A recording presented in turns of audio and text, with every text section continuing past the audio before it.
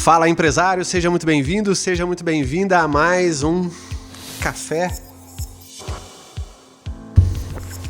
com leitura, um resumo comentado que eu venho fazendo e postando aqui um vídeo todas as sextas-feiras sobre diversos livros que eu li no passado que eu acredito que possam agregar valor aí para você que é empresário ou que deseja abrir sua própria empresa. Esse livro é o livro Líder Empreendedor de Dave Ramsey, que é o livro que eu vou fazer aí o resumo comentado de hoje. Seja o líder que estrutura e desenvolve empresas. É um livro que eu comprei em dia 30 de julho, tá aqui o carimbinho do IOPEX, 30 de julho de 2014. Um livro muito interessante que faz a gente pensar de maneiras distintas e diferentes, até pela abordagem dele ser bastante diferente aí. Não é um livro tão fininho, mas é um livro que eu recomendo para você comprar e dar uma estudada, assim como eu vou passar o resumo comentado. Roda a vinheta e eu já volto para a gente falar sobre esse livro aí. Bora lá!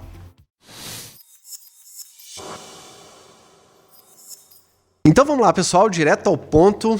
A sua empresa é tão forte quanto você também, como líder aí, que luta diariamente para estabelecer a sua empresa no mercado, melhorar sua marca e crescer. Os seus líderes, ou você, né, se você também tiver aí gestores e líderes junto contigo, são corajosos ou indecisos? Você está servindo a sua equipe de forma motivada ou simplesmente administrando seus colaboradores? Você está sendo valorizado realmente, não só em termos financeiros, mas pela sua equipe? Você é referência para o crescimento da sua empresa, você sabe disso. Quanto é, então, que você cresceu nos últimos 3 anos? Faça essa reflexão aí. Nesse livro, o autor Dave Ramsey abre o que ele chama aí de Manual da Administração e Negócios para ensinar você 4 coisas em resumo. Inspirar a sua equipe e amar e valorizar o que você faz. Unir a equipe e acabar com a fofoca. Lidar com o dinheiro e preparar a empresa para o sucesso. E alcançar os objetivos que você estabelecer aí para a sua empresa. Sobre o livro, né, ele foi publicado em 2011 e eu comprei 30 de 11 de 2014, não está tão ruim assim, li nessa época. É um manual com 15 capítulos, por isso que ele não é tão fininho. E nesses 15 capítulos você vai ter aí toda a sabedoria do autor necessária para que você, como empresário, como empreendedor, possa não cometer erros e gerenciar melhor a sua empresa. São 245 páginas repletas de lições e aplicações práticas para que você, como leitor, entenda no que constitui ser um líder empreendedor de sucesso na visão do Dave Ramsey. Vamos falar rapidinho sobre o autor. Ele é um homem de negócios muito bem sucedido, se tornou milionário aos 26 anos, perdeu toda a sua fortuna com más decisões empresariais e se reergueu novamente aí ao longo da década seguinte, né? Hoje em dia ele gerencia a sua empresa, é âncora do seu próprio programa de rádio, já escreveu mais de 20 livros, sendo 5 deles best-seller no consagrado New York Times, como o livro The Total Money Makeover. Para quem que eu indico esse livro? Esse livro eu indico, como ele traz lições aí do dia a dia da vida pessoal, que mostra como ele aprendeu fracassando, né, como líder empreendedor. Eu indico para qualquer empreendedor. Pessoas que queiram abrir negócios, para você que é mais empresário até do que empreendedor. Então, se você tem empresa ou gostaria de ter a sua própria empresa, eu indico esse livro aí. Por quê? Porque você vai precisar tomar decisões, tomar, né, conselhos de outras pessoas e errar menos possível para você ter resultado. O autor explica diversos conceitos no livro, desde como planejar o seu dia a dia como verdadeiro empreendedor, até lidar com desafios que você irá encontrar, vários desses desafios aí ao longo do dia a dia para gerir a sua empresa. Vamos sair do macro para o micro. Eu gosto de passar aqui no início do Café com Leitura alguns insights ou ideias principais do livro aí para a gente poder começar. Primeira ideia do livro: um líder empreendedor possui paixão e a habilidade de se inspirar e organizar a sua empresa para levá-la para a prosperidade. Segundo, uma boa meta possui tempo limite e é registrada para ser seguida até ser cumprida. As tarefas diárias devem ser classificadas de acordo com o nível de importância e urgência. Quarto, declare seus medos em voz alta e não os deixe ser o fator das suas decisões. Quinto, um líder empreendedor tem amor ao seu produto, serviço ou aos seus clientes acima de tudo. E aos seus clientes.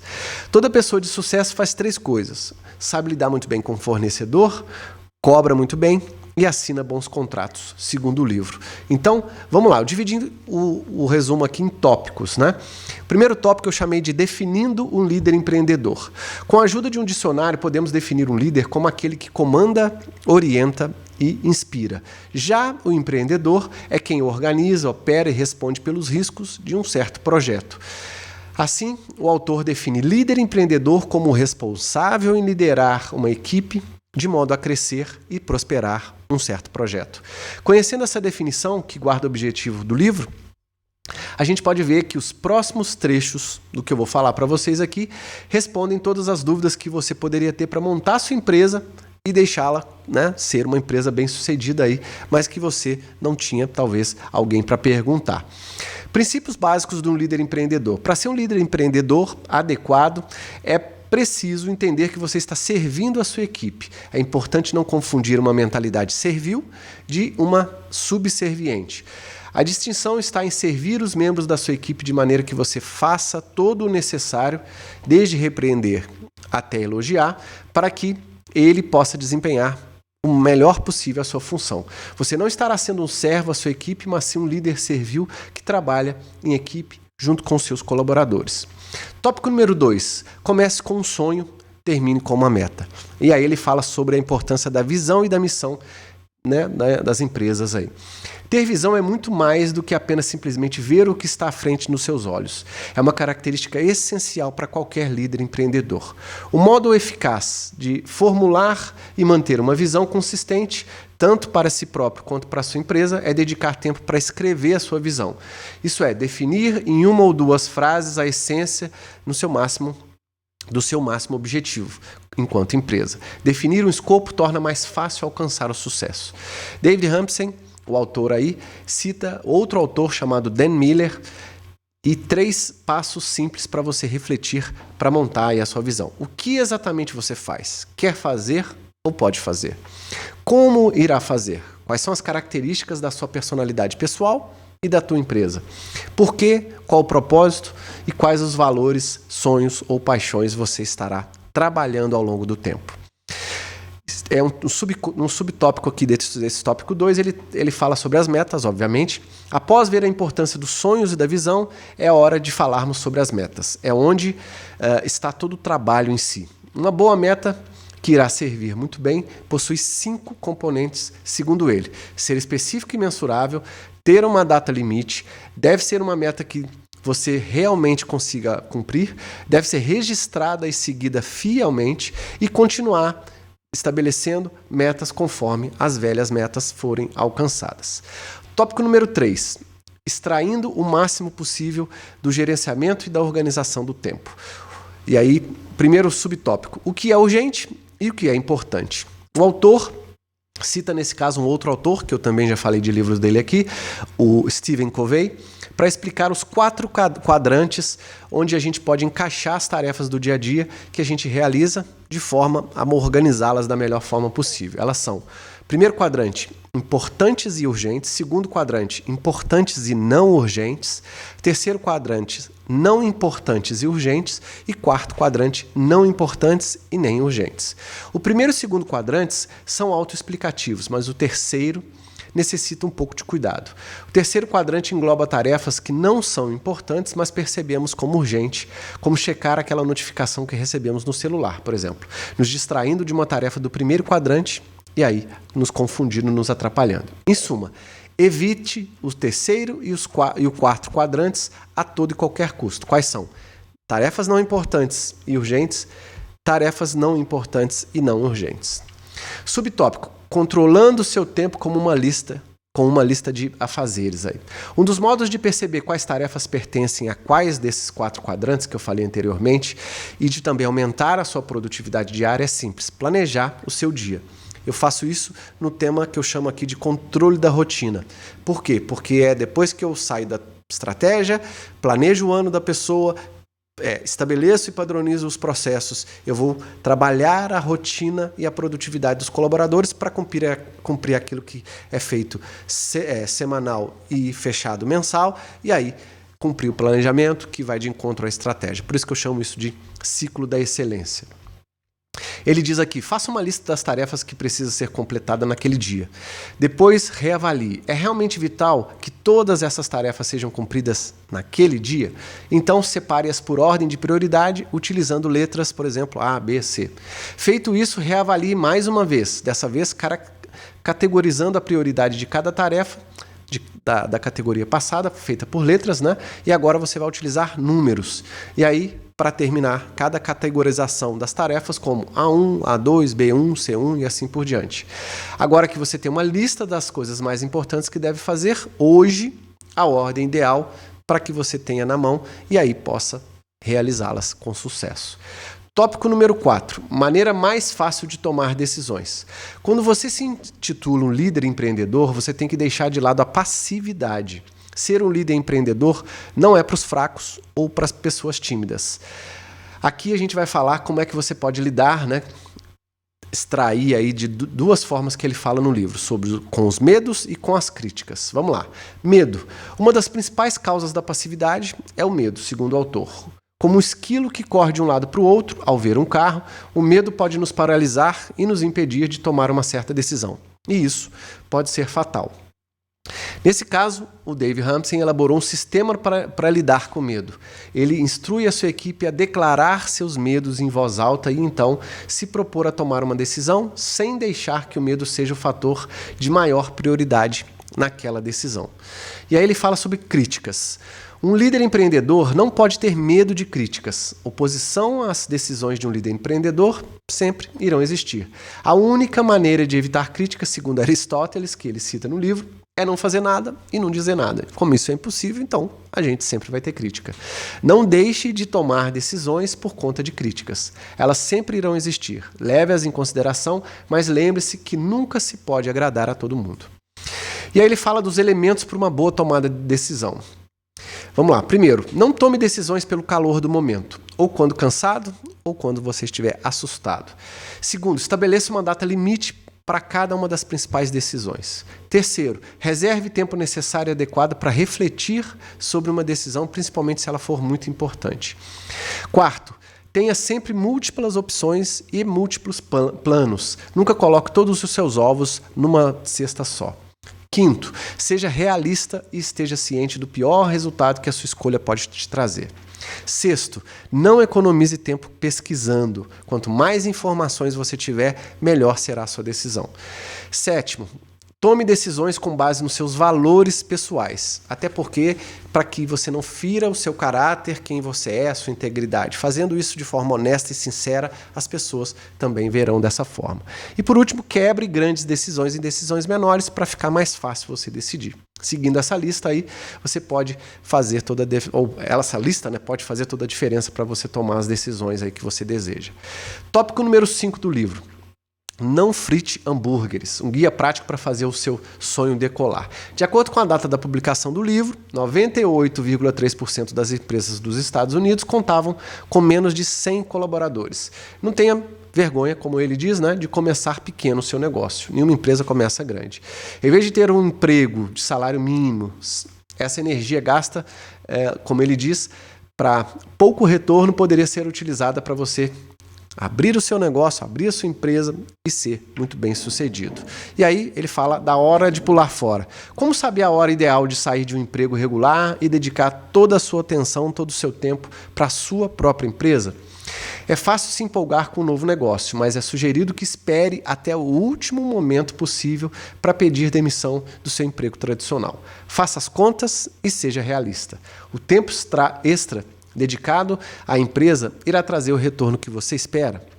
Se você seguir a razão, é fácil encontrar a janela ideal para pular fora do seu emprego tradicional e ser bem-sucedido com o seu próprio negócio. Tópico número 6. Contratando, demitindo e estilos de personalidade. Eu lido com esse tema aqui no meu processo de mentoria consultiva, inclusive com o apoio da minha esposa, que é coach. Ela faz análise do perfil comportamental de todos os meus clientes e os meus clientes também pedem, às vezes, para fazer dos líderes ou de alguns colaboradores, principalmente se eles estiverem admitindo pessoas, porque contratar certo é importante e acertar o perfil da pessoa com a vaga que está sendo aberta, né, dentro da sua empresa aí. Porque se você errar, muito provavelmente você vai se arrepender no futuro. Como ele diz, a principal lição que a gente pode absorver agora são 12 regras que ele estabeleceu para uma boa contratação. Por mais que algumas delas sejam pouco convencionais, não podemos esquecer o sucesso que elas trouxeram à equipe do leitor, do autor do livro Líder Empreendedor. Então vamos lá, os 12 passos para uma boa contratação. Primeiro, utilize-se de bons pensamentos ou mentalizações e tente visualizar uma pessoa ideal para a vaga. Segundo, anuncie a vaga e busque indicações. Terceiro, faça uma entrevista preliminar, pelo menos 30 minutos aí. Quarto, analise o currículo e cheque referências. Quinto, utilize ferramentas de teste, provas, dinâmicas de grupo, análise de perfil comportamental e uma série de outras para te ajudar a decidir. Sexto, avalie a sua afinidade com o candidato. De nada adianta você contratar alguém com quem você não tem afinidade nenhuma. Sétimo, veja se o candidato possui entusiasmo sobre o cargo que ele pretende assumir. 8, cheque se o candidato é compatível com o orçamento e com a missão da empresa. 9, calcule quanto será gasto com benefícios, compensações, férias e assim por diante e explique isso muito detalhadamente para o candidato.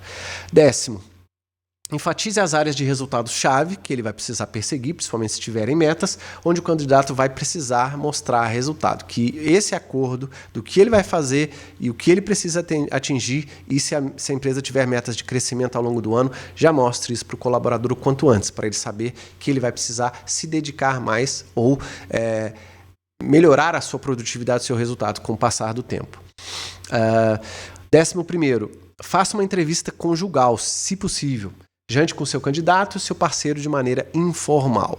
Na hora da parte informal, na Alemanha a gente fazia isso, eu aprendi no IOPEX, quando eu cheguei a ter 4 gerentes, eu também fazia isso, pelo menos com os gerentes, porque conhecendo a pessoa que ele é, junto com a família, com o filho, com a esposa e assim por diante, a gente vai conhecer um pouco mais do caráter também, da vida, dos pontos de apoio que a gente chama, e aí saber se existe realmente uma empatia ali que ele vai dar o resultado que ele precisa dar para a empresa, que a empresa necessita. E por último, 12º, avalie o contratado em seus primeiros 90 dias. Dê um retorno para ele e a partir daí, né, se você realmente admiti-lo dentro desse período de experiência, foque nas metas, estabeleça padrões, treine no que for necessário e aí siga adiante. Tópico número 7.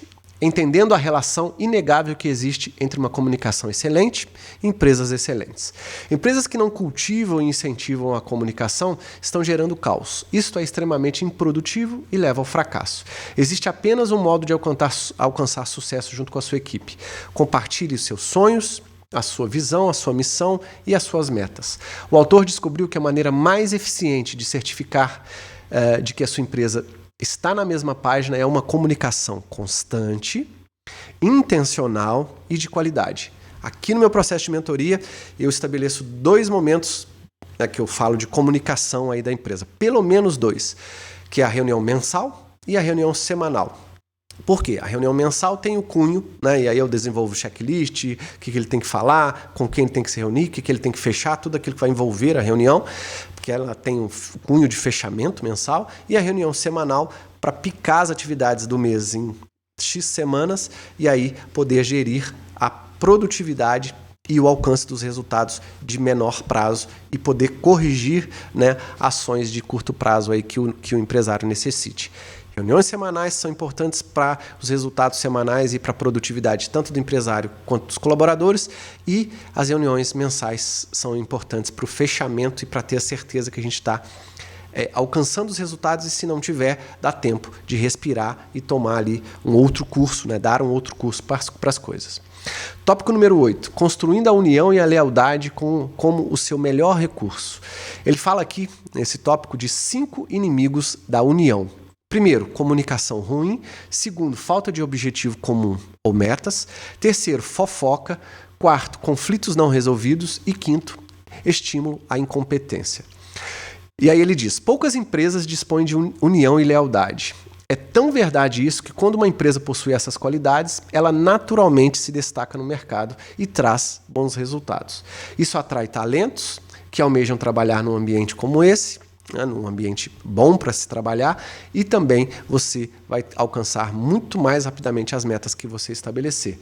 Então você tem que batalhar para que comunicação ruim, falta de objetivo ou meta, fofoca, conflito e estímulo à incompetência seja eliminado do seu dia a dia.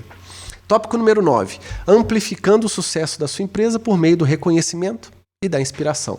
Por isso que a gente tem que ter um processo de gestão de pessoas com avaliação de desempenho e acordo de metas, ou trocando a ordem, né?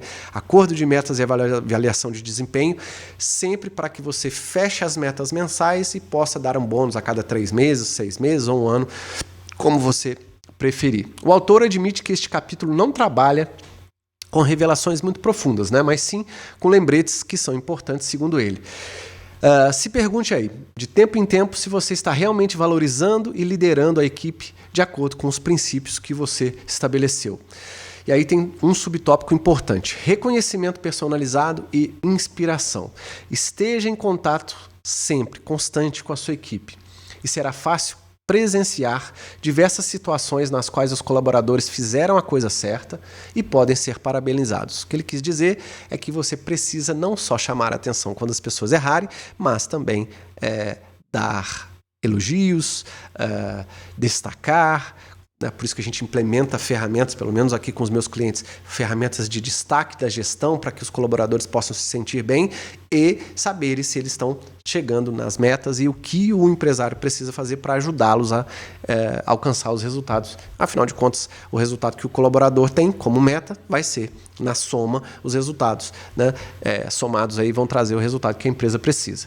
E aí ele fala, não generalize, realmente preste atenção e dê créditos onde eles são merecidos. Assim como é importante reconhecer, inspirar também é necessário. Então, compartilhe de momento sincero com seus colaboradores. É importante também não deixar de dar um bom exemplo à sua equipe. E aí ele fala, se você chega tarde e sai cedo, não estará inspirando ninguém a dar o seu máximo na sua função. Tópico número 10. Ele cita aqui 3 coisas que as pessoas de sucesso nunca deixam de fazer. Assim como no tópico anterior, né? Nem todo líder aplica esses conceitos diariamente, mas o empresário, ou seja, um líder empreendedor, nunca esquece desses fundamentos, que são, segundo ele, mecânicos, onde todo o seu negócio realmente funciona. Ele fala dessas 3 coisas. Lidar com fornecedores, fazer cobranças, ou cobrar muito bem, né? Dar precificação e saber cobrar as pessoas, tanto cliente, fornecedor, prestador de serviço, uma série de coisas, e também colaborador. E terceiro, ler, elaborar e assinar bons contratos. São processos que facilitam a nossa prática do dia a dia e que vão nos ajudar a ter mais resultados. Tópico número 11, dominando a corda, que ele chama. Haverá um certo ponto em que o seu negócio irá ter crescido tanto que outros líderes terão de ser apontados. A chave para escolher os seus líderes e delegar as tarefas que você não mais dá conta é se cercar de pessoas em que você confia. Pessoas que compartilham dos seus valores e da missão da empresa. Não delegue nenhuma tarefa importante, a não ser que seja para uma pessoa que se encaixe em todas as categorias que eu falei agora. E aí ele fala, o que você pode aplicar de forma consciente, né, no seu dia a dia, você precisa escrever, padronizar. Isso eu insisto aqui com os meus clientes. Ele também fala muito disso no livro. Para que você tenha alcance de metas crescentes, você não vai conseguir tirar isso dos seus colaboradores se você também crescentemente não instigá-los a atingir um resultado, um número, mas também olhar o que é necessário fazer para que as pessoas possam dar saltos. Se eu não tenho um processo padronizado, eu não consigo treinar as pessoas e não consigo colocar uma sementinha a mais para fazer com que aquele colaborador que precisa de mais uma semente ali para fazer uma coisa a mais, para dar um resultado a mais, possa fazer. Então, escrever os seus processos, padronizar os seus processos é de extrema importância. Como é que você pode aplicar tudo isso que eu falei aqui na sua vida aí, na sua empresa? Se você quiser se comportar como um verdadeiro líder empreendedor, siga esses passos que o Hampton colocou no livro aqui, que eu vou resumir em 5. Sonhe, tenha uma visão e então estabeleça metas realistas. Segundo, gerencie muito bem o seu tempo, utilizando-se de listas e priorizando as tarefas. Terceiro, seja racional, não deixe as emoções ditarem as suas decisões. Quarto, não tenha vergonha de começar pequeno, de errar e de melhorar continuamente. Quinto, cultive e inspire a generosidade, paixão e a boa comunicação, porque é isso que vai fazer você ter resultado com a sua equipe. E aí, gostou desse Café com Leitura? Dê um joinha aí, dê um like, o YouTube gosta que você dê esse like aí para que o algoritmo possa projetar esse tipo de conteúdo também para outras pessoas que necessitam dele. Se você ainda não for inscrito, peço para que você se inscreva ou também compartilhe. Se você tiver ideia de livros, me dê aí seu feedback se você gostou, coloque aí algum livro que talvez eu já tenha lido, não está na minha lista e eu possa trazer aqui para você. Vai ser um prazer trazer novos livros aí. Eu separei a minha lista, mas se você tiver alguma sugestão, comente aí que eu posso dar uma estudada no livro, se eu já li.